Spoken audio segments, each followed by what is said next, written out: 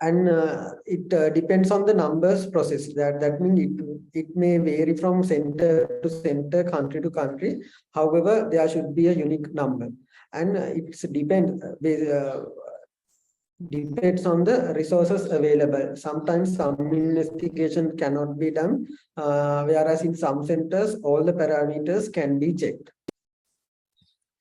Right. So we'll see why we need a sample. So we are going to talk about sampling and sampling technique. So why do we need a sample? So if it is, some may feel that it is better if we can check all the blood products. But even if we can do that, studying a sample is better than studying the population from several aspects. There are several advantages of checking a sample instead of the whole population. It definitely reduces the cost, and it gives us a greater speed. If we are going to check each and every parameter of all the blood products, it will take longer time to deliver those blood products to the needy patients or to the hospitals or the wards, so that speed up our procedure, that sample taking for quality assurance. It gives us a greater scope and a greater accuracy as well. For example, if we explain it more, when we are dealing with large numbers and heavy workload, that a large number of samples of the population, there is a higher probability of making error. So that if we can make that with small numbers, with the small sample, the chance of getting an error is less. So it gives us a greater accuracy.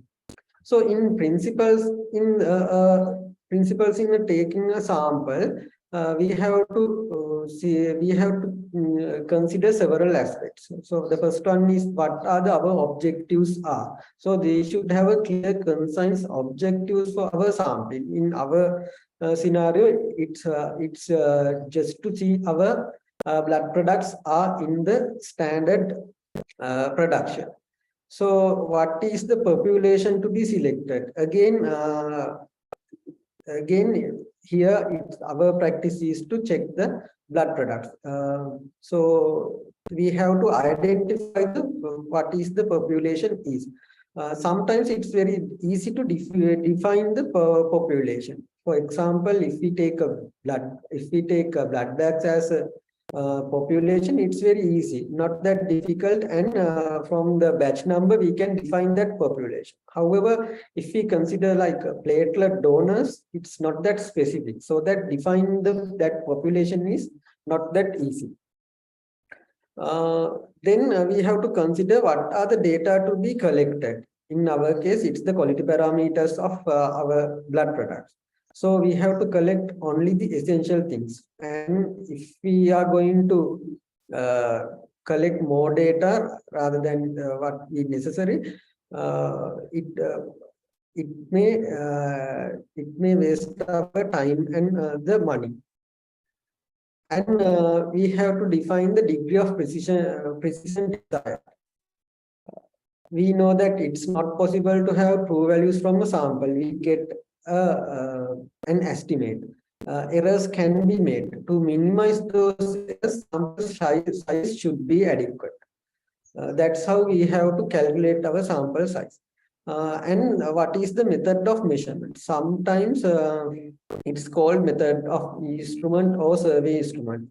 There may be several ways to get data. Some methods are not practical. In our case, it's the measurement of our the clinical parameters of that pack. The frame of that sampling frame is construction of list of units. Sometimes units are well defined and sometimes it's not. Collection units should form the population. There should not be any overlap between the units. Again, if we take a simple example from industrial side, a sample of bulbs, a population of bulbs, that manufacturing bulbs can be defined well. But in the people in a town, it's very difficult to get attend to all. So we can done it as We can do it as individual or households or as families, or we can divide the city into blocks and get the samples. Then selection of samples. There may be several methods of or several plans in several techniques. For each plan, we have the degree of precision. We have to assess the degree of precision and the cost. The cost is very important. We can next we can do a pre-test to test our sample size. So need to get the questionnaire or the instrument tested. And although experience is there, that instrument testing is a must. For example, level of education in the city. If it is same, no point of asking. However, that instrument should be checked. So we have to organize our field work. We have to properly train our staff. We have to properly supervise on the about that supervision about that testing, and it should be easily checked. And there should be a plan to non-responsive unit that's not applicable in our setup. Finally, we have to summarize and analyze the data and what are the mistakes we have done. To avoid those errors in future, we have to report and document all the findings. So that's about the principles of sample survey. If we are going to talk about sampling techniques, broadly it is divided or categorized into two arms. The first one is probability sampling, in which there is where the probability is considered. So the subcategories are simple random sampling, stratified random sampling, systematic sampling, and cluster sampling. In non-probability sampling, which is more easier, there are 5 categories or 5 methods: convenient sampling, consecutive sampling, judgment or purposive sampling, snowball sampling, and finally the quota sampling. I'll explain those very briefly. In probability sampling, the first one is simple random sampling. It is a the sample is randomly selected from the population. There can be a lottery method, or randomly we can pick up, or we can use random number table. So we can use statistical software to get the random numbers. Every unit has a similar probability to be selected. We can perform with replacement.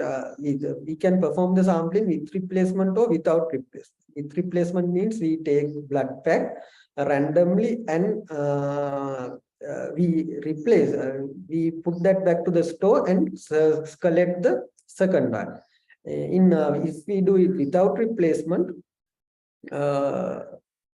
what we do is we select the first one and we keep it aside and select the next one. However, that probability does not change much if the sample size or the population size is very large. In stratified random sampling, it is very similar to simple random sampling. However, here population is divided into subpopulations called strata. So from that each strata we can do the simple random sampling. Systematic sampling is sampling based on regular intervals. For example, we can take every 10th blood pack or every 20th platelet fact for our quality monitoring. It is more easier, spreads more evenly over the population. In some cases, this is more precise than the simple random sampling as well. In cluster sampling, is done when it is unable to sample from the entire population. So we can divide it into some clusters and take some samples, and it's more convenient and cost saving. In non-probability sampling, it's more easier. For a given situation, non-probability sampling may be similar to the probability sample depending on the conditions. First one is convenient sampling. Select convenient units available to the researcher, like student, volunteer, known to the research. Consecutive sampling means single person or a group of samples is picked by the researcher over a period, analyze the results, and then moves to another subject or a group if needed. Judgment or purposive sampling means samplings are selected purely based on the research knowledge and the capability. Researcher chooses only who feels fit for the study. This is done mainly in pilot studies. Snowball sampling is practiced when the sample size is very, very low. Here the researcher find a sample, and from the help of that he will go to the other one, the next one. In quota sampling, it is done according to the proportions. From each sample is taken as very similar to the convenient sampling. So now we'll move on to the topic of sampling our blood products.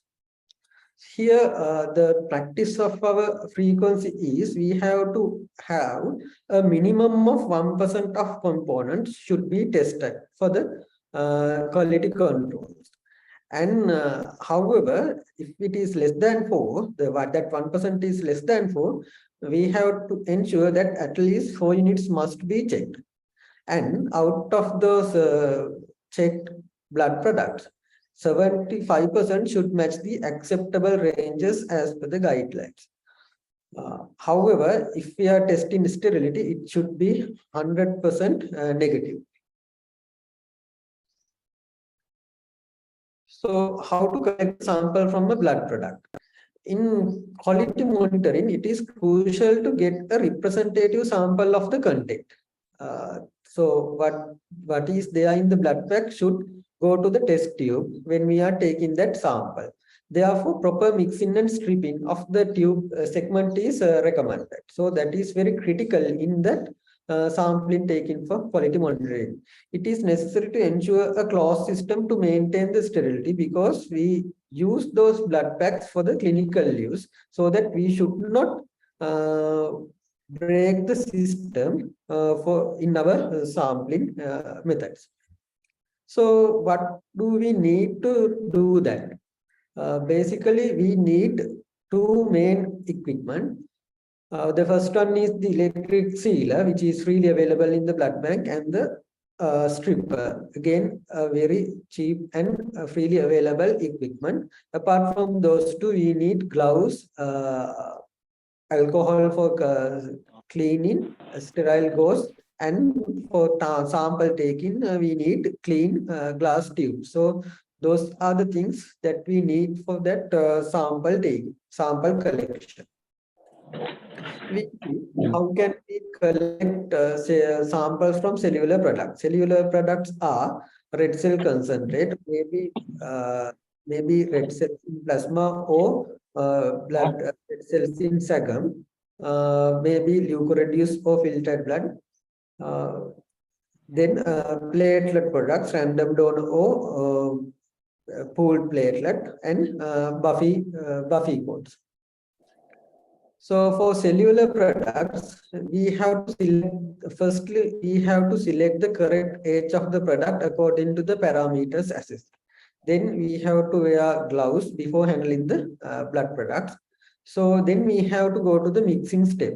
It is done by the stripper. So using the stripper, we can mix the contents of the unit. So we have to send all the contents of the tubes to the original blood pack, and we have to shake with inverting it 3 times.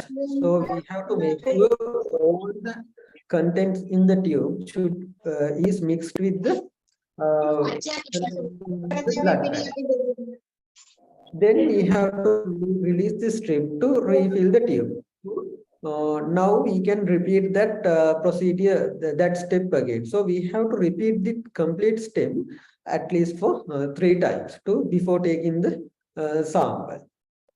For all tests other than sterility, we need 6 to 8 inches tube segment has to be taken.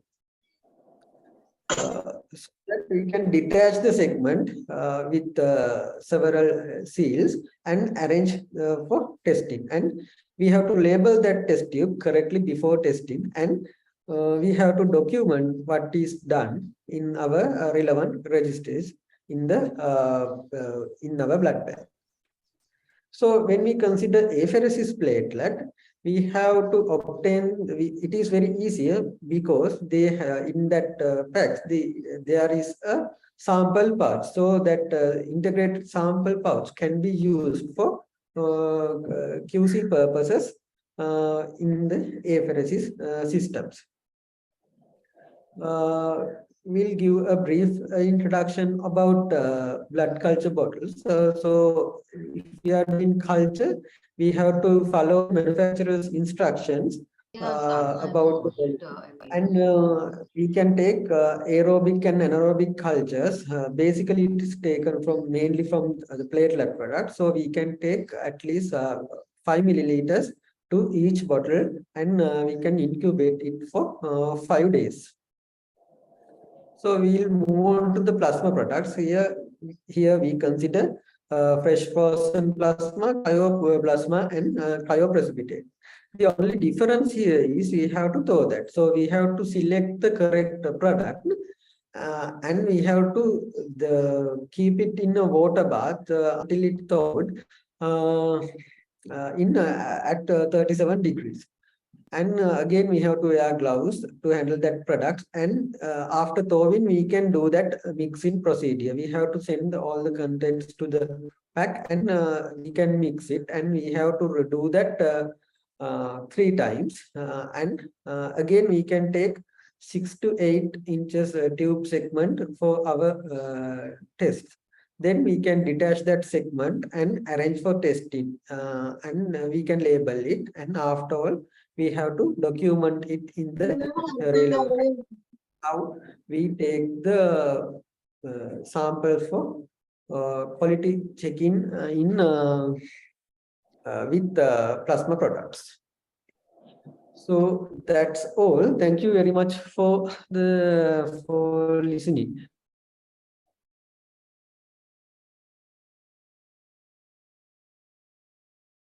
Thank you, Dr. Samantha. It was a brilliant talk. And for the audience and all the participants, we will take up the question answer sessions at the end. And please post your questions in the chat box so that we can direct to the speakers at the end of the session and then during QA sessions.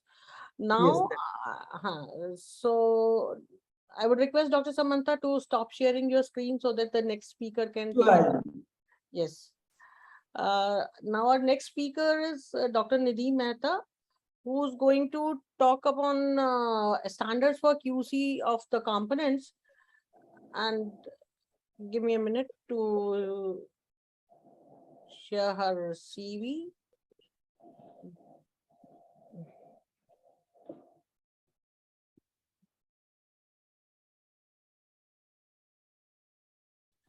Dr. Nidhi Mehta is a consultant transfusion medicine and chief of laboratory and transfusion services at MCGM Comprehensive. All are requested to please mute your audios. Kevalben Rawal, can you please mute your audio? Thank you. Dr. Nidhi Mehta is a consultant at MCGM Comprehensive Thalassemia Care, Pediatric Hemato-Oncology and Bone Marrow Transplant Center, Borivali, Mumbai, India. She has a number of awards of excellence in transfusion medicine and number of publications. And over to you, Dr. Nidhi Mehta.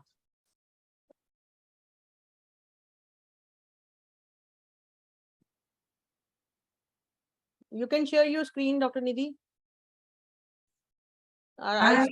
Okay. Not permitted. Yeah, I have closed mine. I hope you'll be able to.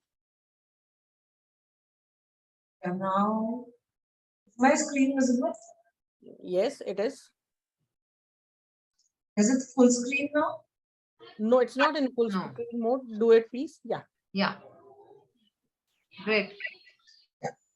So at the outset, I thank the chair and co-chair of AATM Working Group Quality have organized this webinar on the mathematics of component QC, which is a very apt topic on the apt day of World Science Day, what Sadhna ma'am mentioned. Without wasting time, I'll start my presentation. This is the place where I work, and my topic is standards for QC of components.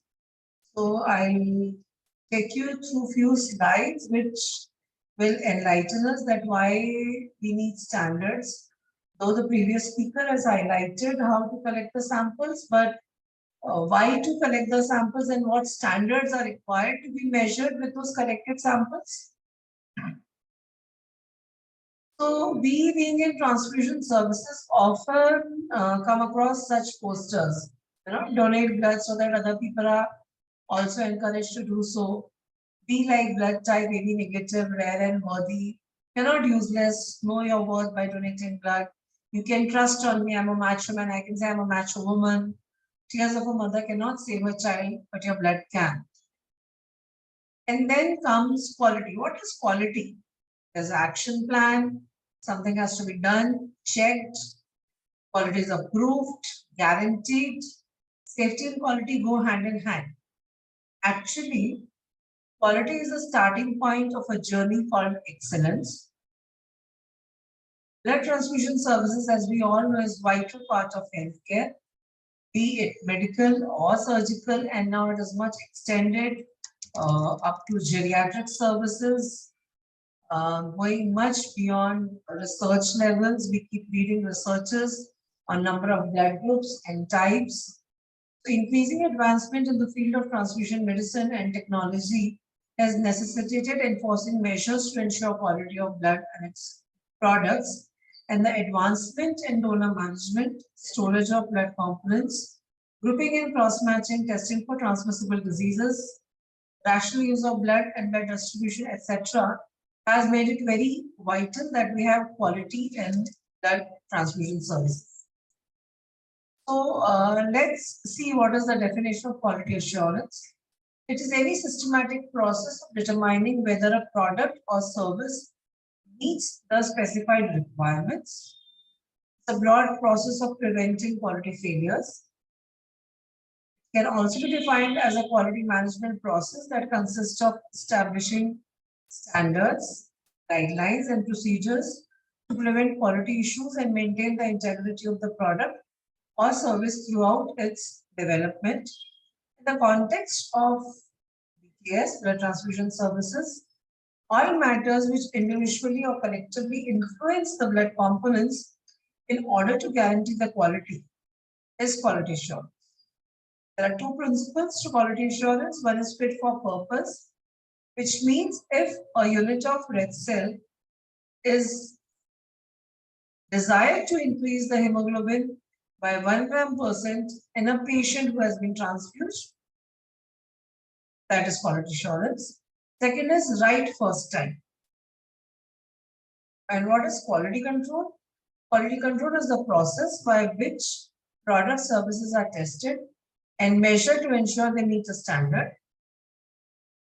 Through this process, one can evaluate, maintain, and improve product quality. In other words, it's a measure of precision or how well the measurement system reproduces the same result over time and under varying operating conditions. In context of BTS, it is timely availability of a blood component of high quality with maximum efficacy and minimal risk to potential recipients. There are two crucial goals of quality control, to ensure the products are as uniform as possible and to minimize the errors. Objectives of quality management in transfusion are inclusion of the complete transfusion chain, which means stretching from vein to vein, that is donor vein to the patient vein, which includes recruitment of donors, collection of blood, processing of units, testing of the samples, storage of the final products, the distribution to hospitals in case of central blood services, distribution to wards in case of blood centers, in the hospital, testing in hospital labs, handling in the hospital wards, and finally transfusion to and follow-up of the patient about the desired effects required in the patient. And the establishment of quality systems should be in agreement with scientific principles.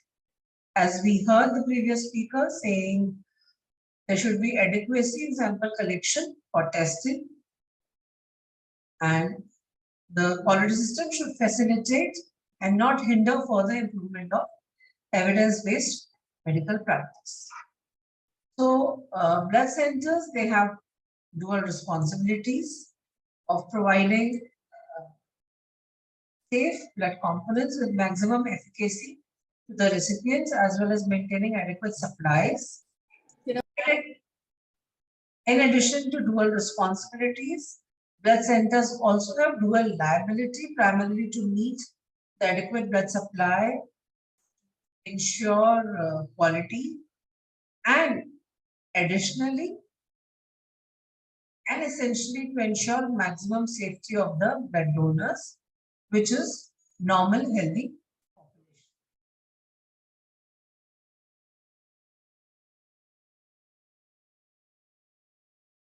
So the steps for quality control at blood centers are donor selection and blood collection. I would not go in the details of the selection criteria.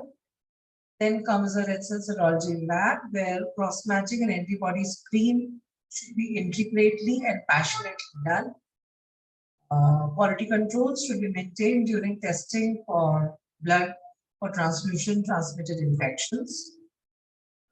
Lab for component preparation is a very vital area wherein skill and equipment together combined lead to good component preparation. And finally, the storage issue and transportation also matters for adequate desired effects in the patients being transferred. Just a few words on the donor recruitment and retention. Donors should be voluntary, non-remunerated, low-risk, safe and healthy donors. Blood centers should encourage and retain adequate number of repeat donors to ensure consistency wherever possible. The centers should appropriately recognize and thank the donors for their contribution. Blood centers should also educate donors prior to collection of blood regarding the risk of blood donation and the infections which may happen to the recipient in case the donor has been exposed to certain activities or he feels that there is a chance that he can infect the recipient. Steps for donor selection should include pre-donation information. As I said, donors should be encouraged, educated, pre-donation counseling, donor questionnaire, which is now very highly standardized, not only in India, across the world.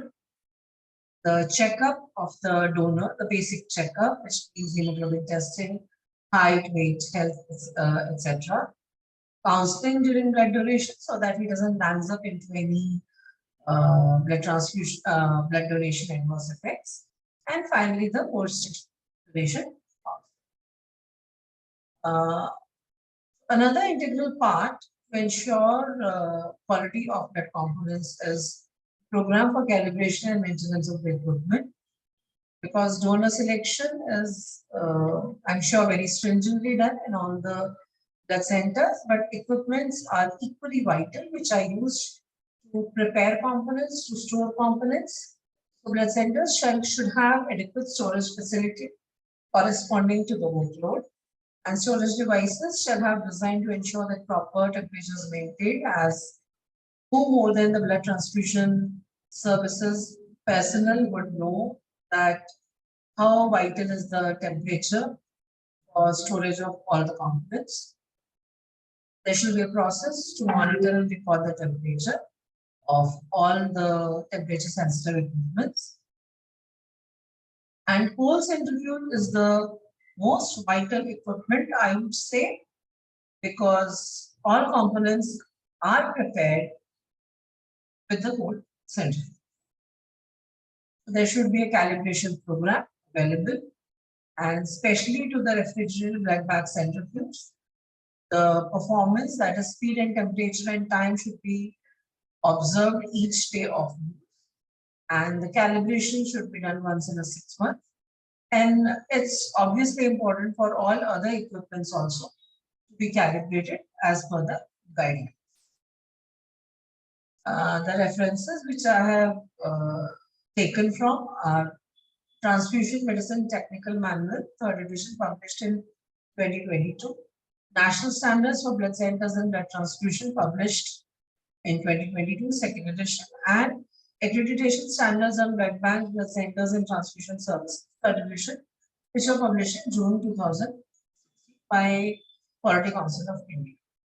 Coming to the standards of blood components, I have tried to do justice with the presentation, and I have referred all the standards very intricately, and I have put in my lot of efforts. So coming to whole blood, quality requirements are there should be no hemolysis, no turbidity, no visible clot, no frothy appearance, which goes true for whole blood, red blood cell components, and platelets and plasma every unit. Volume should be 350 to 450 ml plus minus 10%. And as mentioned by the previous speaker, 1% of all units or 4 units per month, whichever is more, should be practiced. So 1% of all the units should be subjected for quality check, and 75% of these units subjected for quality check should fall within the standards. The anticoagulant norms for the whole blood are, if in case blood collector is 350 ml, 49 ml should be the anticoagulant. In case of 450 ml, 63 ml of anticoagulant is required. PCV defined by, this is the technical manual published, it says hematocrit should be between 30 to 40%, but NABH standard says the hematocrit should be more than 30%. So NABH standards doesn't keep a ceiling of 40%. That means that hematocrit could be more than 40% as well. But being a technical person, I would say for the whole blood, the hematocrit should be between 30 to 40%. For ease of transfusion as well, all units should be ideally sterile by culture, and we should follow the 14-day negative rule. The volume of anticoagulant, I don't need to specify, it should be proportionate as I mentioned. For requirements of whole blood leukocyte depleted, this is given in national standards for blood centers and blood transfusion services. So at the bottom of the slides, I have mentioned, in case I have taken standards not from the technical manual, which was recently published. The volume should be 350 to 450 ml plus minus 10%. Hematocrit more than 30% in case of leukocyte depleted whole blood. Sterility, of course, all units should be sterile. And leukocyte count should be less than 5 into 10 raised to power 6 per unit. And as mentioned, 4 units per month or 1% of the units should be checked. Coming to red cell concentrate, so let's look at the standards. This is a very exhaustive component which we really need to ponder upon, because maximum transfusions across globe are done for red cells. So red cells without additive solution, that is prepared from either 350 or 450 ml of blood. As I said, appearance remains same for all the red cell products. Volume should be 250 ml plus minus 10% for 450 ml, and 150 ml plus minus 10% for 350 ml. Hematocrit should be between 65 to 75%, but NABH standards mention 65 to 75%. I have personally experienced that if hematocrit is close to 75%, at times there is difficulty in transfusion. So I would like to impress upon that the hematocrit should be 65 to 75%, or the blood bank officer can define it as per the standards practiced in the lab. between 60 to 70% as well. But the requirements of red cell concentrate and additive solution, the appearance remains the same. The volume for 450 ml could be 350 plus minus 10%, so which you can see in the just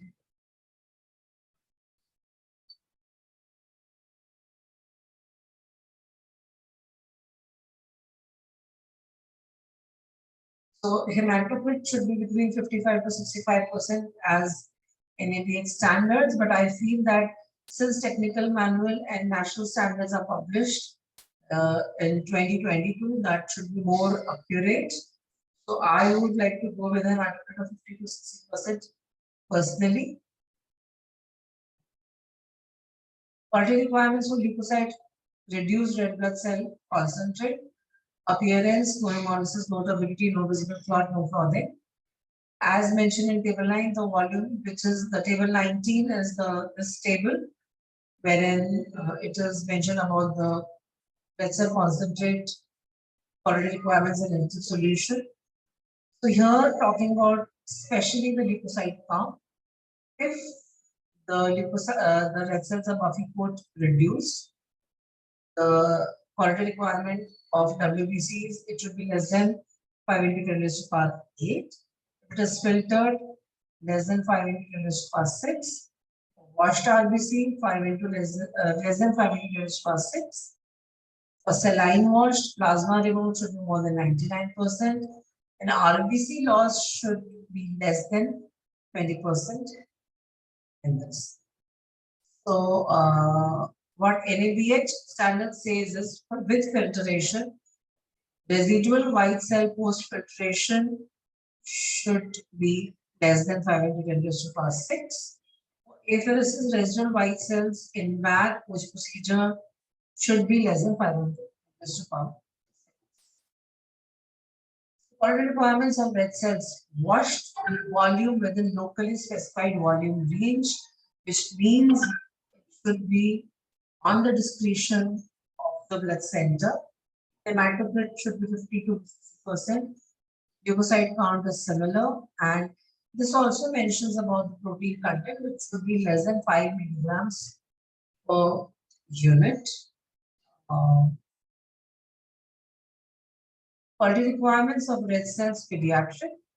The volume should be 120 ml plus minus 30 ml, and 1% of all units, or if made less frequently, every component. So I'm sure your national standards for blood centers and blood transfusion services be meaning to use of bags, etc., wherein ideal pediatric units are created, and the hematocrit of these bags should be between the range of 50 to.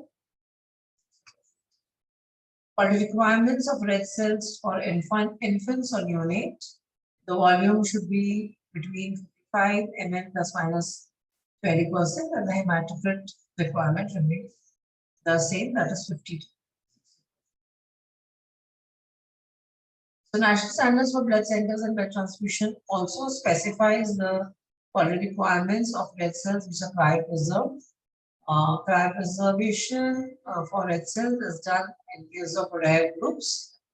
You all must have recently heard a news wherein 2 Bombay blood group donors had to be flown to Vietnam, big requirement for a baby who was Bombay negative, Bombay blood group. So instead of landing up into all such emergencies wherein blood has to be transported across borders or donors have to be sent to different countries, and a lot of money has been spent in those areas. If we have rare blood groups preserved, that is cryopreserved, the life will become easy for these patients who have these rare blood groups. So the hematocrit and the sterility requirements remain the same for cryopreserved cells. Red cells for intrauterine transfusion, which should be ideally leukodepleted. The volume again within locally specified volume range. Hematocrit within locally specified volume range, but not less than 70%, which is very stringent because IUT need arises only when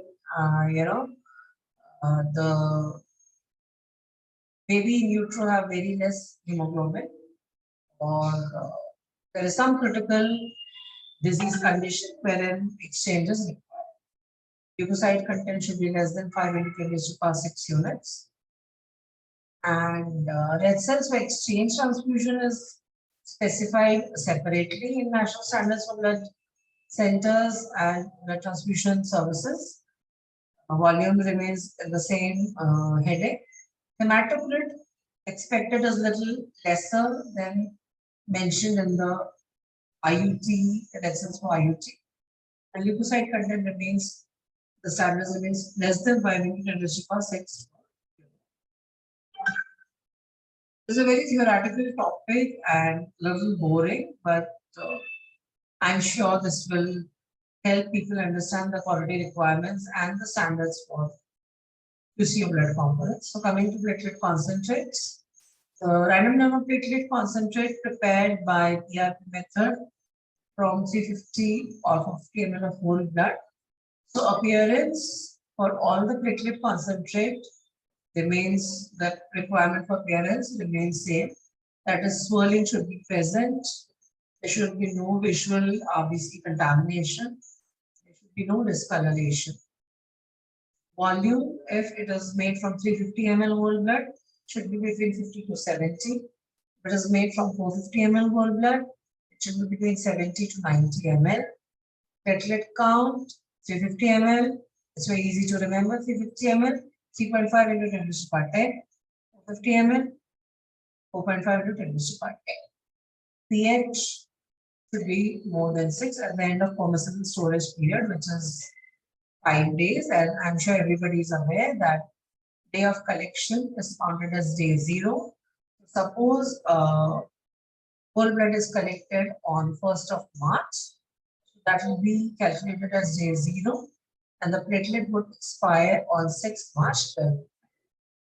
The RBC contamination should be traces to 0.5 ml, and the WBC contamination permissible is 5.5 into 10 to the power 7 to 5.5 into 10 to the power 8, and the unit should be sterile. And as discussed, the swirling, the contamination, the discoloration, every unit should be checked. The volume should be met with all the units, but the other criteria is 1% of all units or 4 units. Quality requirements of random donor platelet concentrate prepared from Buffy-Foot depletion method. Appearance goes the same way, volume 70 to 90 ml. Platelet count should be more than 6 into 10 raised to power 10. pH more than 6. RBC contamination remains the same. WBC contamination is expected to be less than 5.5 into 10 raised to power 7, which was 5.5 into 10 raised to power 8 for PRP method. Sterility by culture, periodically, 1% of all units. And NABH standards, volume, it says 50 to 90 ml. And this particular standard says the platelet count can be 5.5 into 10 raised to power 10, whereas the national standards and the technical manual published in 2022 says the platelet count should be more than 6 into 10 raised to power 10. Quality requirements of Buffy-Foot derived leukocyte depleted pooled platelet concentrate, wherein 6 units are pooled. Volume should be more than 200 ml. Platelet count should be more than 2 into 10 raised to power 11. pH and other parameters remain the same. NABH standards doesn't mention about this particular. Platelets suspended in platelet ether solution and leukodepleted. This comes from national standards for blood standard and transfusion services. Volume should be more than 200 ml. Platelet count 3 into 10 raised more than 3 into 10 raised to power 11, and rest parameters are same. Quality requirement of single donor apheresis platelet concentrate. Appearance, nevertheless, it was same. Volume should be more than 10 ml. Platelet count should be more than or equal to 3 into 10 raised to power 11. So here, platelets suspended in platelet active solution and leukodepleted, the count should be more than 3 into 10 raised to power 11, whereas an apheresis platelet percentage, it can be equal to or more than 3 into 10 raised to power 11. Rest parameters remain same. So quality requirement of apheresis platelets pediatric, which means a unit split into two, or maybe something which I didn't understand appropriately, that what would be the apheresis platelet. So volume 150 ml plus minus 50 ml.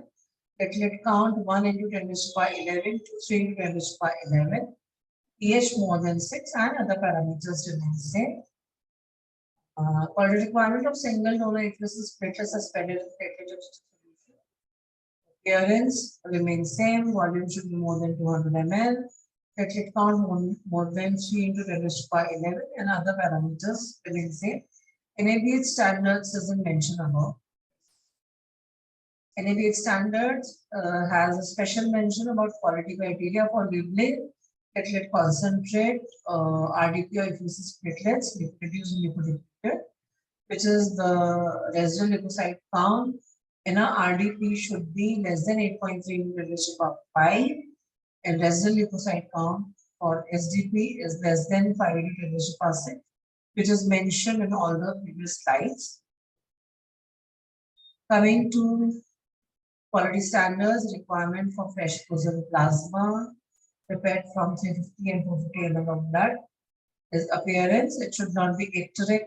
There should be no lipemia, no discoloration or no white clots should be present in every unit after the thawed transfusion.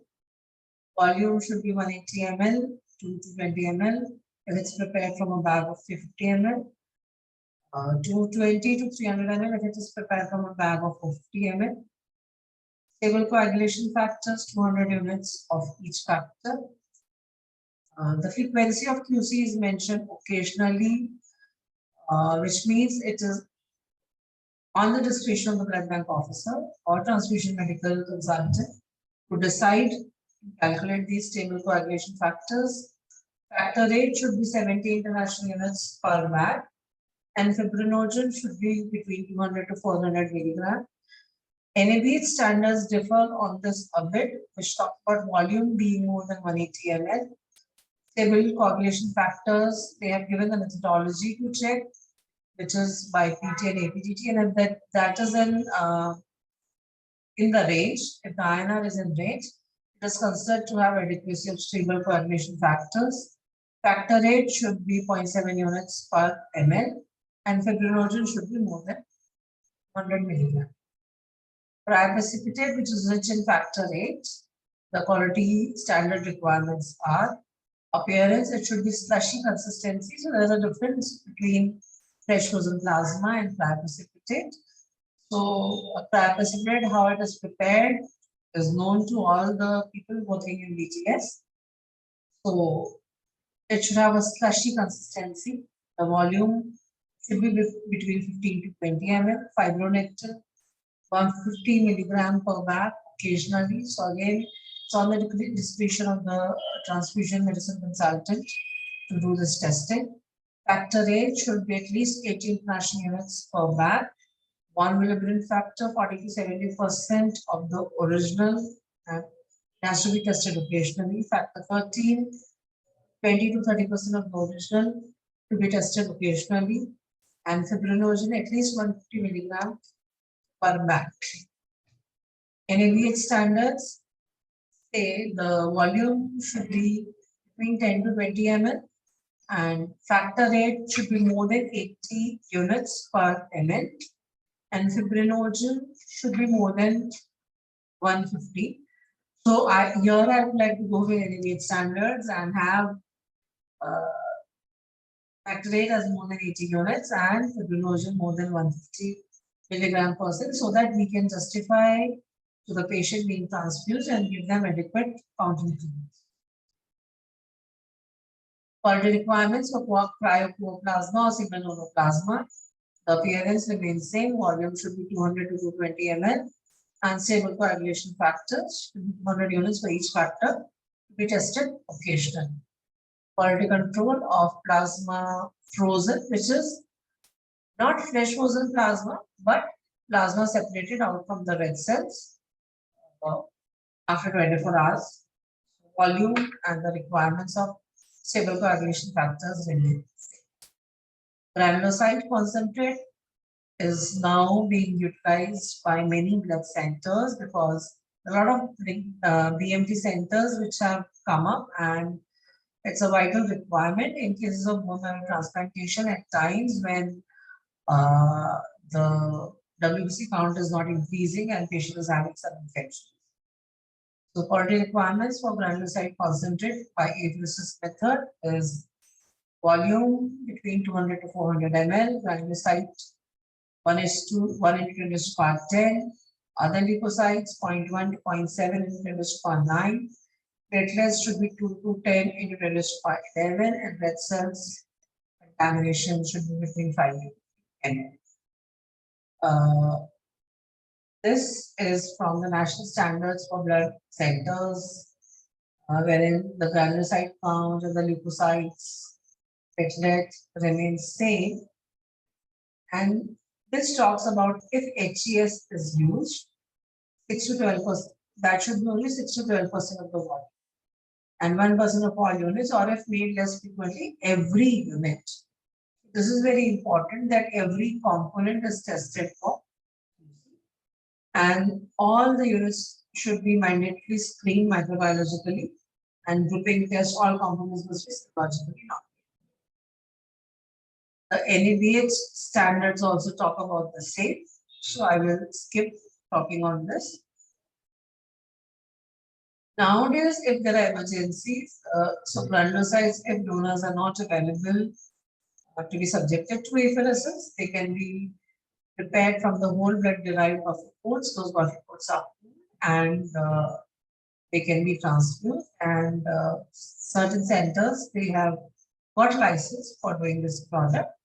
The quality requirement for this is the volume should be between 200 to 250 ml, and the content of granulocyte should be between 0.5 to 1 into 10 to the power 9, and every component should be tested. And NABH standards doesn't mention about. So these are my references. I did refer the 32nd edition standards for blood banks and transfusion services, and the old standards for blood banks and blood transfusion services. I would like to end my presentation with a quote which says, "Poetry is a transfusion of the ephemeral blood that sustains the universal heartbeat within human society. Blood runs in yours and my vein, and it's poetry." This is my team at Comprehensive Thalassemia Care Pediatric Monk and BMT Center, the lab team, and this is the larger team with whom I work: pediatric hemat oncologists, BMT physicians, students, fellows, nursing, social workers, counselors. Thank you so much for the patience. Thank you, Dr. Nidhi Mehta. It was a very good talk, especially for the beginners. So without wasting much time, we are coming to the next talk, which is a though very important topic and relevant to all, but less addressed topic, by the heading Calculations, Interpretations and Documentations. And I would call upon Dr. Shivram, and just a minute.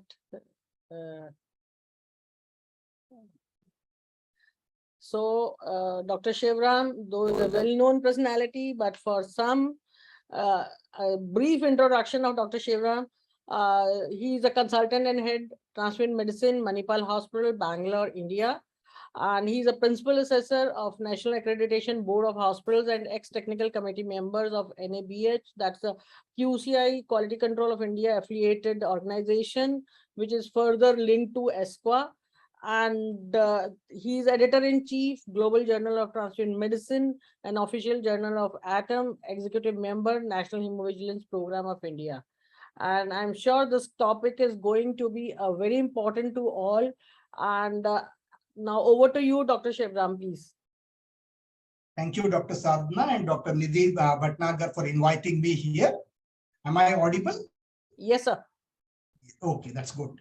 So, I mean, my co-speakers, Dr. Samantha and Dr. Nidhi, have made my job very easy. They have covered how to sample for blood QC. Are my screen visible? Is my screen visible? Yes, sir. Yes. Yeah. So Dr. Samantha has already covered sampling of blood for blood components, and Dr. Nidhi Mehta has extensively covered the standards for component QC. My talk is going to be mostly mathematics and very little of transfusion medicine. So my talk is titled Calculation, Interpretation, and Documentation. So coming to quality control of blood components, let us recapitulate the number of units we test. As already pointed out, it Sorry will be to 1%. interrupt, Dr. Shivram. Can you please Yes. put your slide in the full screen mode? Slide is already in full screen mode. No, sir. It Okay. is visible on the slide. Let me try again. I- Let me try. Now, what about, no, it hasn't changed even Same, now. sir. The third icon at the bottom your screen, where your slide, yeah, that's the one which is flickering in your screen near 110%, sir, on your screen. Yes. No, I'm sharing completely, but Okay. I don't know why it is in my screen. It is my computer. It is full screen. You can go to slideshow and make it. I'll do one thing. I will again share once again. I will stop sharing Sure. and share again.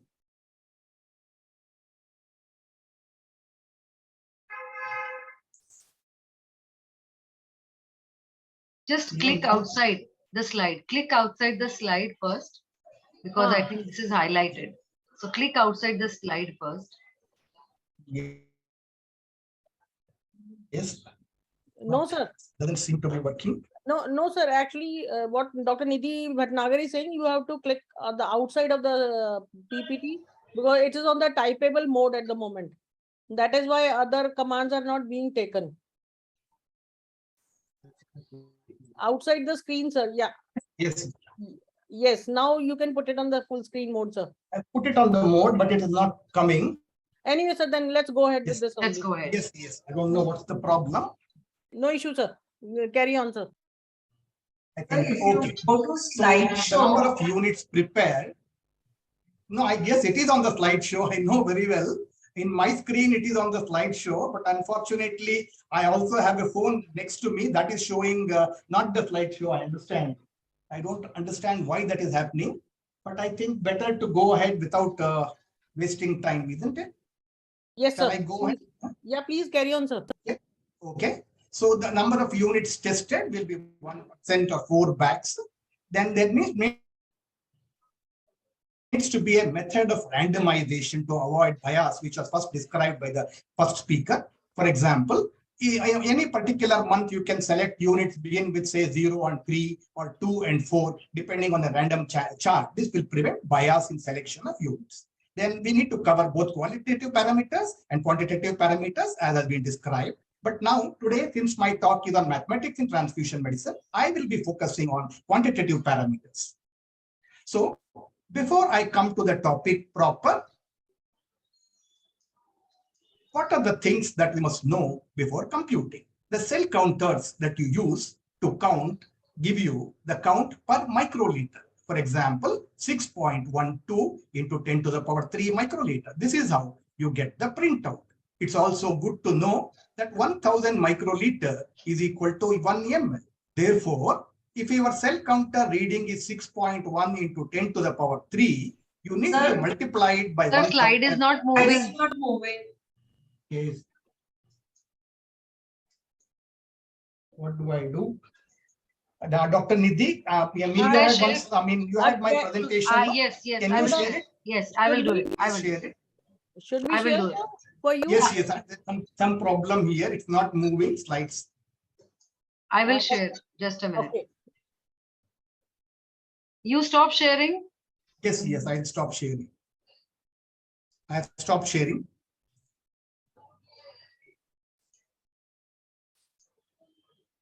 Is it okay? Yes.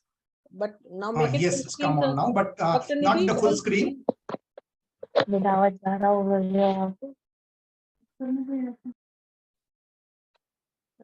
Uh, Dr. Nidhi, are you able to put it full screen?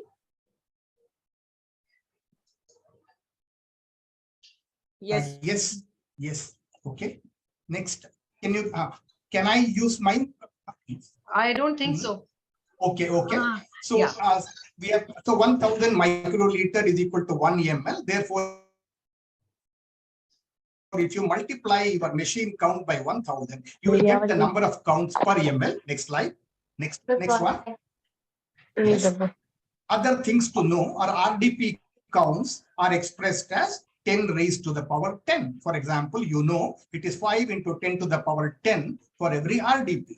STP counts are expressed as 10 raised to the power 11 because we know that the QC requirement is 3 into 10 to the power 11. Likewise, granulocyte counts are like RDPs. They are expressed as 10 raised to the power 10. Next one. Next law. Leukoreduction is expressed in millions. For example, the WBC count we know should be less than 5 million or 5 into 10 to the power 6. For estimating leukoreduction, your machine that you use needs to be very accurate. Cell counters based on impedance are not acceptable, and only those cell counters that estimate based on flow cytometric principle, of course, all the 5-part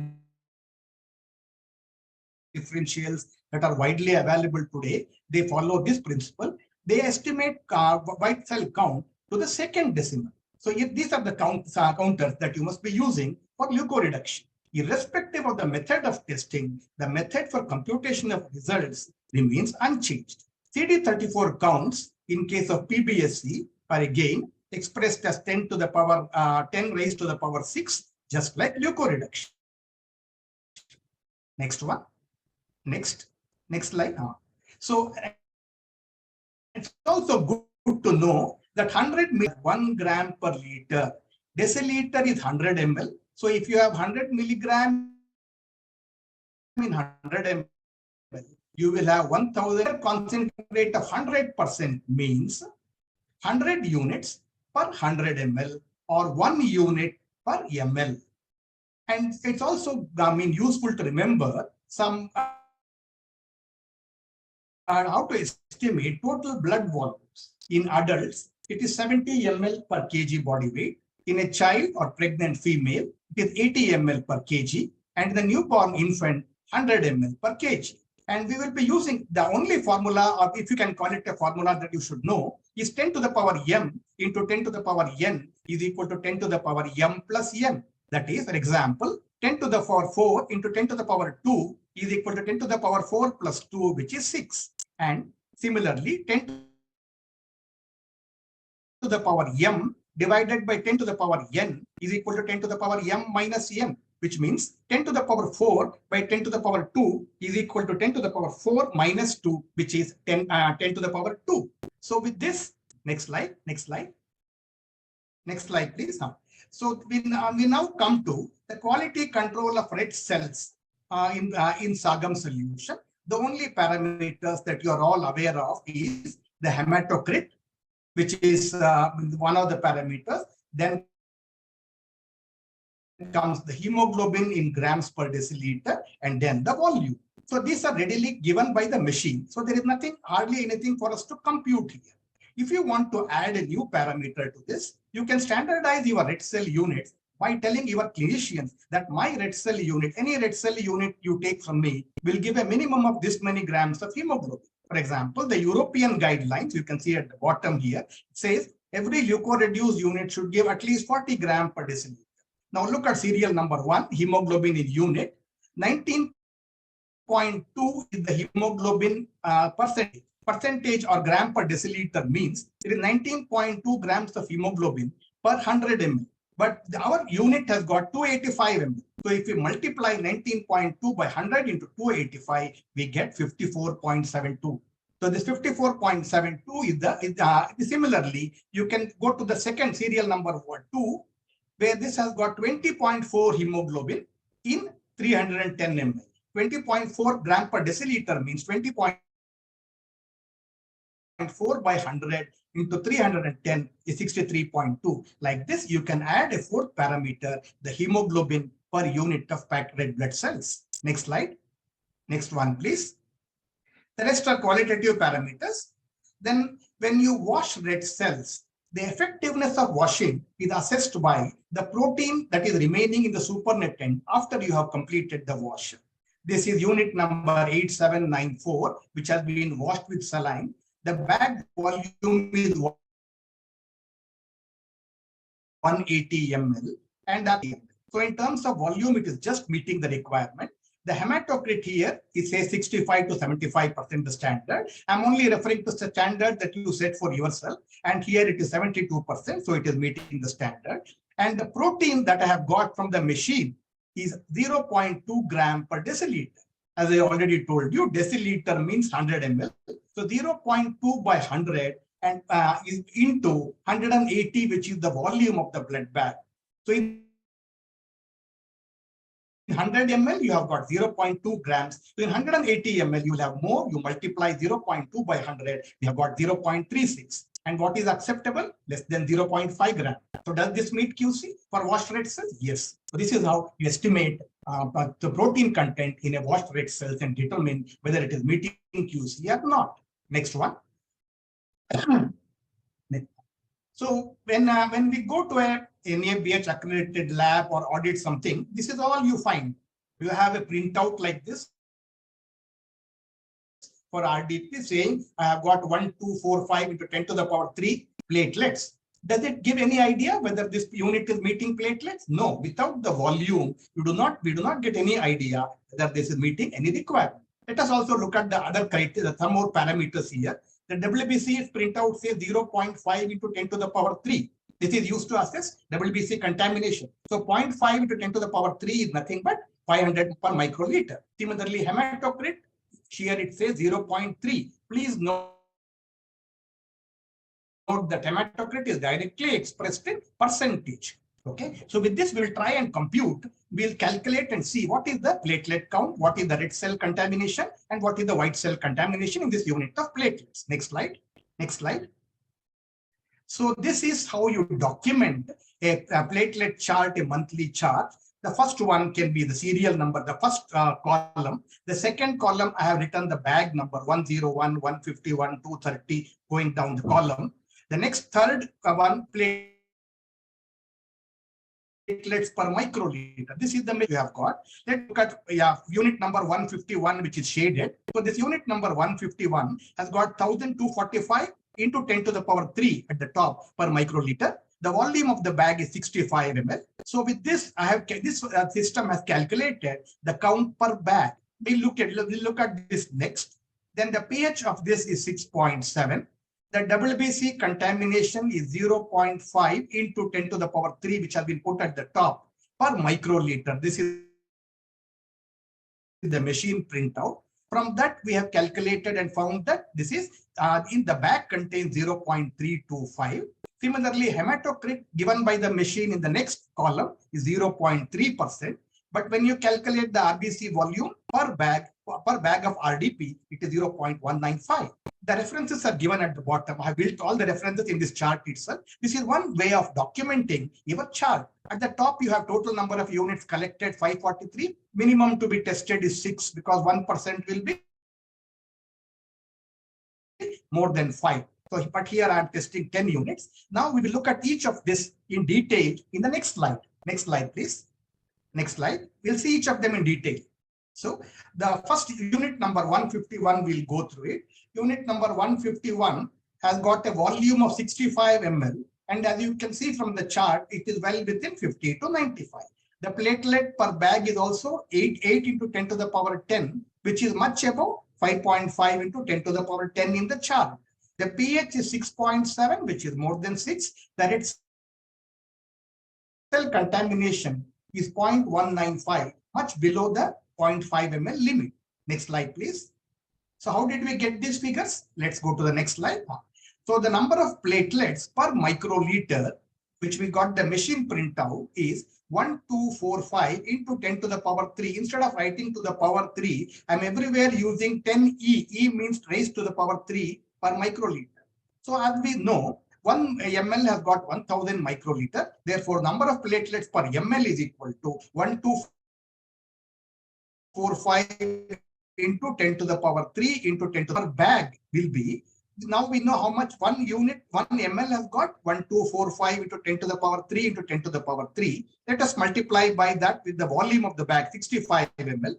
So that is what is present in the blood bag. Now I will rearrange the unit 1245 into 65 into 10 to the power 3 into 10 to the power 3 is 10 to the power 6. As I told you, 10 to the power m into 10 to the power n is m plus n. So 1000 into 1000, even otherwise all of us know you have 6 zeros in front of 1. So 1245 into 65 into the power 6. So let us multiply 1245 into 65 and we get 80925 into 10 to 10 to the power 6. Now, however, our reference states what is the acceptable WBC contamination? 5.5 into 10 to the power 10, which my previous speaker already showed you.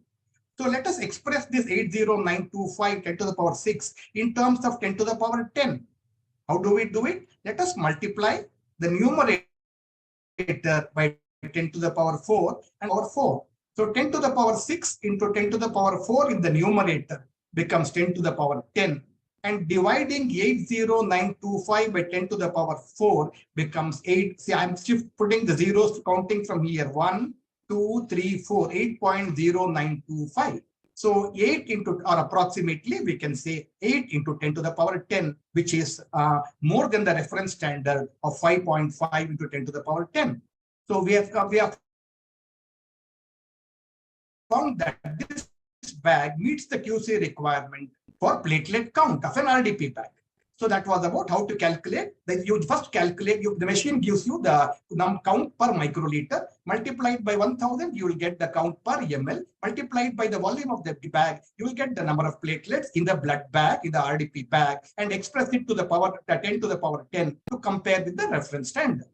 Next slide. Let us now look at the WBC contamination. So WBC contamination, as you can see here, is 0 liter. So what is the contamination in 1 ml? We have to multiply by 10 to the power 3, the second line. 0.5 into 10 to the power 3 into 10 to the power 3. That becomes 0.5 into 10 to the power 6. 3 plus 3 is 6, so 0.5 10 to the power 6. But our bag has got not 1 ml, but 65 ml. Therefore, we will now multiply what we got for 1 ml, 0.5 into 10 to the power 6 by 65. So that makes it 0. And I'm just rearranging it in the next row, 0.5 into 65 into 10 to the power 6. So 0.5 into 65 is 32.5 because 0.5 is half. Half of 65 is 32.5 into 10 to the power 6. Now, let us look at the reference residue, reference for WBC contamination RDP bag. The reference is it should be less than 8.3 into 10 to the power 5. But our figure is in 10 to the power 6. So instead of writing 32.5 into 10 to the power 6 to the power 5. Now 325 into 10 to the power 5 is more than 8.3 into 10 to the power 5. So this blood bag is not meeting the WBC count requirement to call it a leuko-reduced unit. However, let us look at one more reference, less than 5.5 into 10 to the power 8. This is what is expected when you do a Buffy-Coat method. So if I express 325 into 10 to the power 5 below,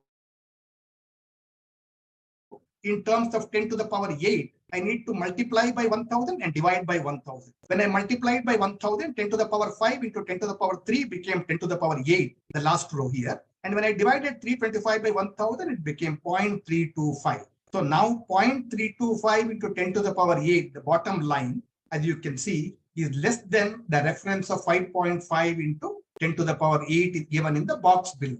So it is meeting log 1 leukoreduction, but you still can't call it a leukoreduced product. So again, just like the platelet count, the number of ml or volume of the bag, and then you express it in terms of 10 to the power 5 if you want, if it's an RDP bag, or if you want to compare it with Buffy code, express the result that you want to as 10 to the power 8. So that's about WBC contamination. Next slide, please. So next one. Let's go faster. So you must be wondering, how did these people get that figure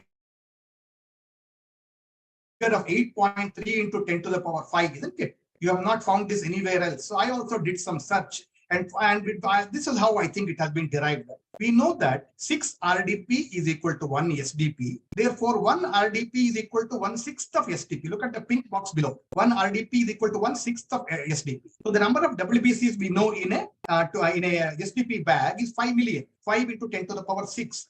Therefore, if we divide this by 6, 5 by 6 is nothing but 0.83 into 10 to the power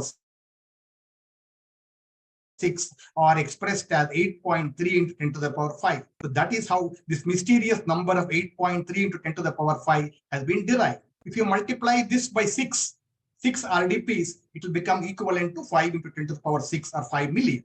So otherwise, in the past, people used to use log reduction. By log reduction, you mean let us say the starting count was 10,000 per microliter. You knock off 1 0, and then the end count is 1,000 microliter, 1,000 per microliter. You call it log 1 leukoreduction. You knock off 1 more 0. The end count is 100 per microliter. You call it log 2 reduction. Knock off 1 more 0. The end count is 10 per microliter. You call it log 3 leukoreduction. But the log reduction depends on the original count and therefore may not be a correct way. So today we use less than 5 million or less than 1 million to say whether a unit is leukoreduced or not. Next slide. Next slide, please. Now let's look at RBC contamination. The hematocrit here is showing 0.3. The top row in hematocrit is 0.3%. What does it mean? 0.3% hematocrit means 0.3 ml in 100 ml. The first row in the yellow box, 0.3 ml in 100 ml. This means 100 ml RDP has got 0.3 ml of RBC. Therefore, 65 ml of RDP must contain 0.3 by 100. For 100, it is 0.3. For 65, how much? Into 65, that is 0.19 ml, which is much less than the expected 0.5 ml. Therefore, it is meeting the QC requirement. So this is how we can. I'll show you one more example for this. Next one. Next slide. I'll come to that in a little while. So this is about our SDP. Here it's the same thing. The platelet count given by the machine is 1030 into 10 to the power 3. We multiply it by 1000 to get per ml, and then we multiply it by 300, which is the volume of the bag, to get the results and express it as 10 to the power 11. So this is very similar to one. If you have understood RDP, the only difference is that in SDP, you multiply by a different volume and you express it as 10 to the power 11 here and not as 10 to the power 10. Okay, next slide, please. So again, looking at the RBC contamination here, the hematocrit is 0.1%. This means 100 ml of STP contains 0.1 ml of red cell. Therefore, 300 ml of STP, which is the volume of this component, contains 0.1 by 100 into 300. That is equal to 0.3 ml RBC, which is much less than the 5 ml requirement for STP. So is it not very simple? All you need to know is the hematocrit to calculate the red cell requirement. Next slide. Next slide, please. So STP bag, you must have seen, contains 3 into 10 to the power 11 platelets. How did we get this figure? You must be finding it very difficult to remember so many numbers. So let me tell you, all you need to remember is that platelets RDPs came first and 1 unit of RDP has got 5 into 10 to the power 10 platelet. This is the only one which you need to remember. And you know that 1 SDP is equivalent to 6 RDP. Therefore, if you want to know how many platelets are present in an SDP, you must multiply the RDP count of 5 into 10 to the power 10 in the second row by 6. 5 into 10 to the power 10 into 6, you get 30 into 10 to the power 10, or 3 into 10 into 10 to the power 10. I've expressed 30 as 3 into 10, or this becomes 3 into 10 to the power 11. So that's how we got this figure, 3 into 10 to the power 11. You can always calculate it even if you forget. You know that 1 RDP has got 5 into 10 to the power 10. However, today, this was the traditional teaching. Today, with Buffy-Coat method, the platelet yield is not 5 into 10 to the power 10. It is more than that. It is 6 into 10 to the power 10. Hence, with 5 RDPs only, you don't need to pool 6. Even by pooling 5 RDPs, we get 6 into 5, 30 into 10 to the power 30 into 10 to the power 10, or the equivalent of 1 ST. Earlier, when you prepared by PRP method, we had to pool 6 RDPs. Today, probably, when you prepare by Buffy-Coat method, 5 RDPs is good enough. Next one. Next slide, please. So this is about how to do QC for your filter. The first row is the bag. The second row is the hospital number. You can skip it. The filter name that you are using. The next one is the WBC count per microliter before filtration. Before filtration, it is 6.6 into 10 to the power 3.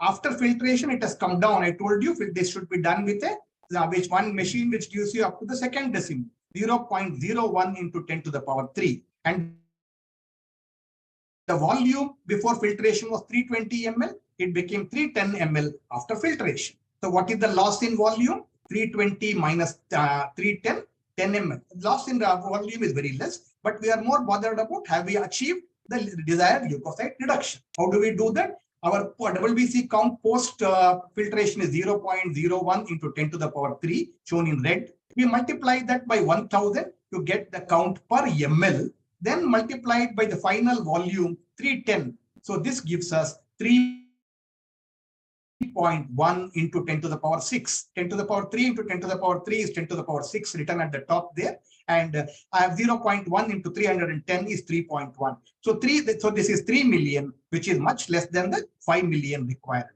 Simultaneously, we'll also calculate in the next row the percentage of RBC loss. So how do we do that? 10 ml is the total loss. For how much? The original volume was 320. 10 ml loss for 320. Percentage means 100. So multiply by 100. 10 by 320 into 100 is 3.125. So you know how to calculate percentage of RBC loss, and then you know how to calculate the WBC count and check whether it is below 5 million or not. So these are the two things you must keep in mind while choosing a leukoreduction filter: the effectiveness of leukoreduction and the percentage of red cell loss. Next. Similarly, let us look at QC of WBC filter for platelets. Same way you can calculate. What we have done here is the after filter, before filtration, the count was 7.1. After filtration, it is 0.01. So 0.01 into 1000, 10 to the power 3. Let us multiply by one more 1000 to get how many count per ml, and let us multiply by 300, which is the final volume, to get the WBC contamination. Here it works out to 3 into 10 to the power 6. 0.01 into 10 to the power 3 is the machine count. We have multiplied by 1000 to convert it into ml, and then multiplied by the volume post volume 300 to get 3 into 10 to the power 6. Similarly, platelet loss percentage you can calculate. The loss is 310 minus 310 ml. So 10 by 310 into 100. That makes it 3.2%. So normally up to 5 to 10% loss is considered acceptable. Next slide, please.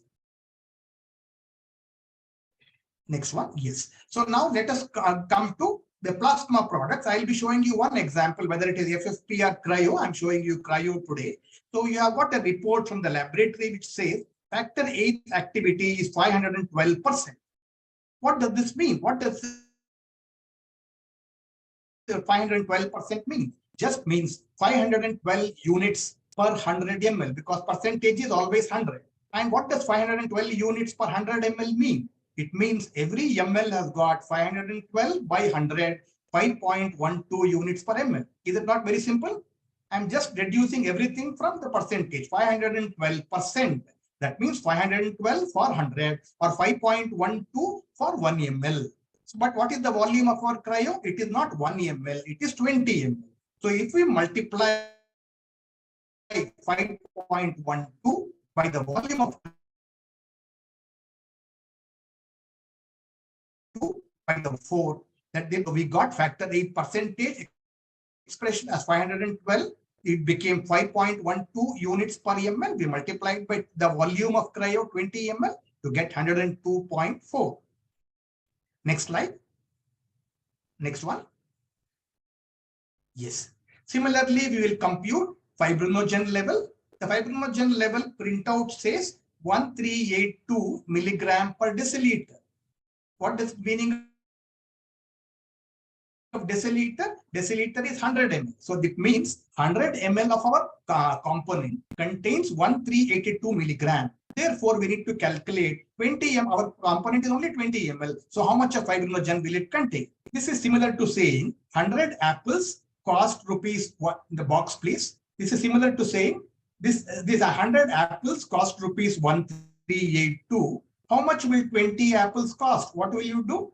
To get the cost of one apple, you will divide 1382 by 100. You will get the cost of one apple and multiply it by 20 to get the cost of 20 apples. Similarly, same thing I have done. 1382 for 100 ml, 1382 by 100 for 20 ml multiplied by 20. So you have got 276.4. That is the milligram per bag. This is the total fibrinogen present in bag.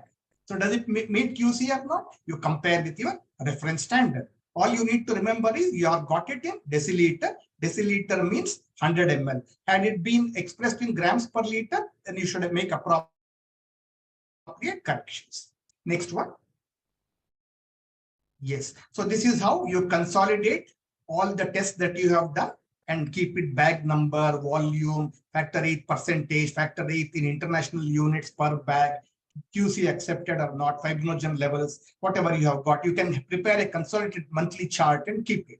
And you'll also see that 393 units were collected, 1% will be 4, 1 extra has been done. Prepare it. Okay, next slide, please. Next slide. Shall we go to the next one? This is only for people to know how to consolidate things. So FFP or cryo, which is better? Which one contains more fibrinogen, FFP or cryo? FFP is equivalent to 2 cryo, but in a larger volume. Then why do we use cryo? Because if we want to, normally one adult dose will be equal to 14 cryo equivalents or 7 FFP when you want to correct fibrinogen. What is the volume of 14 cryo? 14 into 20 is 280 ml. But what is the volume of 7 FFP? 200 into 7 will be 1400 ml. FFP can cause cardiac overload, cryo will not. That is the reason we need cryo, although FFP contains 2 times the quantity of fibrinogen than that present in cryo. Next one, please. So what are the things to remember about FFP cryo transfusion? FFP contains 1 unit, 1% activity or 1 unit per ml of all coagulation factors. However, in case of fibrinogen, it is 2 to 4 milligram per ml. It's very useful to remember that 14 cryo equivalents are required to raise the fibrinogen in an average 70 kg adult by 100 milligram per deciliter or 1 gram per deciliter. When you don't know the fibrinogen level, assume it is 0 and target 1 gram per liter. So similarly, that means if an adult is 60 kg, he will need 12 cryo equivalents. If he is 50 kg, he will need 10 cryo equivalents. So what is the meaning of the equivalents? Giving 14 cryo equivalents means 14 cryo or 7 FFP. So 14 cryo equivalent means either 14 cryo or 7 FFP or any other combination as below. Today you have pooled products, pooled cryo. So one pooled cryo means 10 cryos are pooled together. So you can give one pooled cryo, then you are left with 4 cryo. So either you can give 4 cryo or 4 cryo is equivalent to 2 FFP. So totally 14 cryo equivalents can be given like this. Or if you feel your other coagulation factors are also required in addition to fibrinogen. You can give 4 FFP, which will make it 8 cryo, and the balance 6 cryo out of 14 can be given as cryo itself. So you can use various permutations and combinations to correct it. All you need to know is that 1 FFP is equivalent to 2 cryo when calculating for fibrinogen. Next slide. We'll actually do one calculation, I think, in the next slide. Yes. So this patient is a 60 kg person with a hematocrit of 10%. His fibrinogen is 0.5 milligram per liter. Now let us first estimate his total body weight. In an adult, I told you total body weight into 70 ml per kg will give us the total blood volume. So 60 kg into 70 ml, total blood volume is equal to 4,200 ml. Now, this patient has a hematocrit of 10%, which means his RBC volume is 10% of total blood volume, 10% of 4,200 ml, which is 420 ml. So if his RBC volume is 420 ml, what will be his plasma volume? His plasma volume will be remaining 90%. Therefore, total blood volume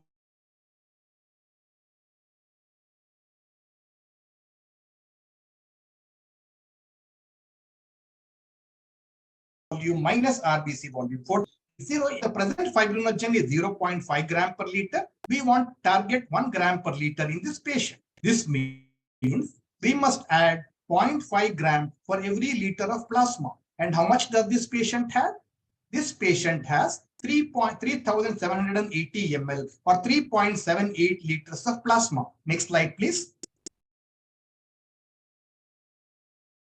Next slide.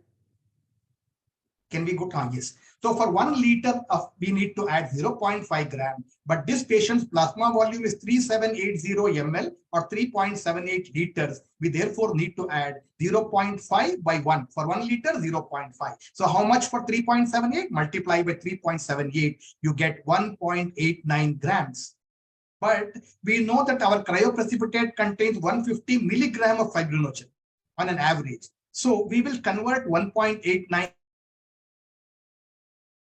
gram first to milligram by multiplying by 1000. We get 1890 milligram. Therefore, each unit of cryo contains 150 and we want 1890 milligram. So let us divide 1890 milligram by 150 milligram, which is supplied by each cryo, and that becomes 12 units. So for this patient needs 12 cryo equivalents in any of the following manner. You can give him 6 FFP.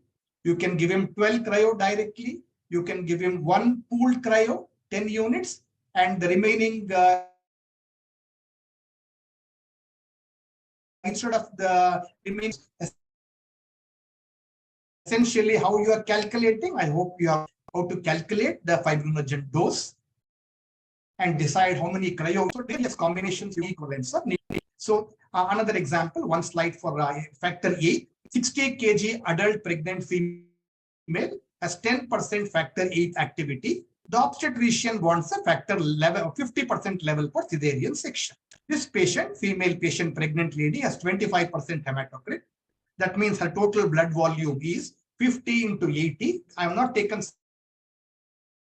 70 because it's a pregnant female. So she also has 4,000 ml of total blood volume.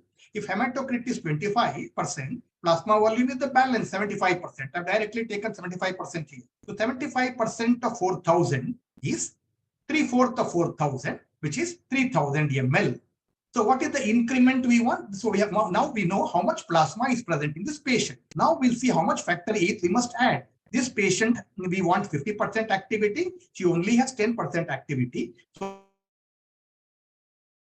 increment we want is 40%. That means we want to add, we want 40% activity means 0.40 for 100 ml. 40 divided by 100 will be 0.4 units per ml. Percentage itself tells you 40% means 40 for 100 or 0.4 units per ml is what we need to add. So units per ml. But what is the total ml of plasma in this patient? 3,000 ml. So units to be added 0.4 into 3,000 ml, which makes it 1,200 units. Each unit of cryo we know supplies 80 international units. Therefore, number of cryo needed, like we did for fibrinogen, 1,200 divided by 80 is 15 cryo units. So this is how you calculate factor 8 level or fibrosis. No formula required. All you need to understand is that 40% activity means 40 for 100 ml or 0.4 units per ml. So this, and you need to know how to calculate the total blood volume and the plasma volume. With this, you can calculate the factor. Next slide, please. So my take-home message is that simple arithmetic is all you need for component QC. No formulae are required. How much to test and what percentage to test and what percentage should meet QC depends on your country-specific reference standard. It is helpful to remember that 14 cryo equivalents is the standard adult dose of FFP or cryo in an average 70 kg adult. For leukoreduction, just remember one figure, 5 into 10 to the power 6 or 5 million WBCs for PRBC or SDP.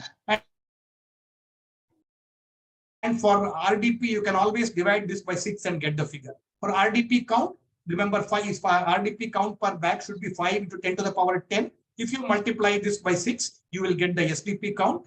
RBC contamination in RDP acceptable is 0.5 ml. And in SDP, surprisingly, it is 10 times that, 5 ml in SDP.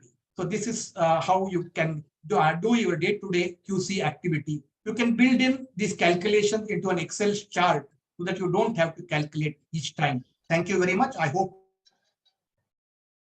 in the short time I've been able to drive home how to calculate things. And I want to thank Dr. Nidhi for quickly grasping things and showing the pointer at the right place throughout. I do not know whether it was Dr. Nidhi or Dr. Sadhna, whoever did it. My utmost thanks to you with sincerity. It was not an easy job, I know. Thank you, Dr. Shivram. It was really brilliant talk. And I'm sure the PG student should have been benefited with your brilliant talk. No, Thank I you very remember much. my 8th standard maths class today. That was your flyer said the pi and the plus No, minus. that's all I wanted to say, that you don't need anything. Yes. So actually, Dr. Navjot Chaudhary was about to give the concluding remarks, but he got busy in some more important meeting, so he's not able to join us. So can I request, Can we have some before questions? we go for the QA session, most of the questions are directed for Dr. Shivram only. And there was one question for Dr. Samantha in the very beginning, how to do the precision. Can you answer, Dr. Samantha? Can you hear me? Yes, I can. Sorry, what was that? How the precision is to be done? Am I right, Dr. Nidhi? That's the No, question. why precision is to be done? I think you were talking about the in general how. Yeah. That's the answer. Yeah, at the beginning I was talking about general sampling techniques and the theory behind sampling calculation and everything. So that that's why I included that precision in that principles. It's not relevant to what is done at the blood bank for quality component monitoring. However, if the PG students are engaged in research activities, that should be considered. Yes. So the one question, meanwhile, Dr. Shivram was talking. So I'm sure the students or the young professional must have got their answer. One question was how to calculate RBC contamination in RDP. And it was well explained by Dr. Shivram. And another was, can we call that RDP as a QC pass, sir, as it meets all other criteria except WBC? Yes, you can, but you cannot call it a leukoreduced unit. It does pass the QC. Yes. One question from Hardik Rawal was criteria for QC of cryopoor plasma. So cryopoor. Criteria was shown by Dr. Nidhi Mehta. I didn't give you an example for that. Yes. And there's one request that can the presentation be shared. Recording can be AATM. It will be on especially AATM for website. Dr. Shivram's presentation.